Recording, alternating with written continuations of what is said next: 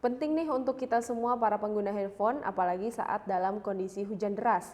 Seorang remaja tersambar petir saat tengah asyik mendengarkan musik di ponsel saat hujan deras. Korban sempat menangis dan memeluk temannya.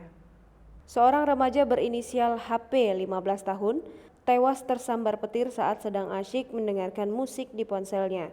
Setelah tersambar petir, korban sempat menangis dan memeluk temannya. Saat kejadian sedang turun hujan deras disertai petir pada Minggu 8 November 2020. Korban adalah warga Desa Limbungan, Kecamatan Kutasari, Kabupaten Purbalingga, Jawa Tengah. Kapolsek Kutasari AKP Agus Amjad Purnomo mengatakan saat kejadian itu korban diketahui sedang bersama dengan temannya berinisial BNP 16 tahun berada di dalam kamar saat hujan deras dan disertai petir. Untuk mengisi waktu mereka mendengarkan musik yang ada di ponsel, tapi tak disangka petir menyambar hingga membuat mereka terpental. Setelah tersambar petir itu korban sempat memeluk rekannya dan menangis dalam kondisi sudah lemas.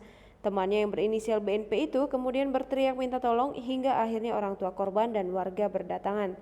Meski saat itu korban sempat dievakuasi ke rumah sakit, namun naas nyawanya tak berhasil tertolong.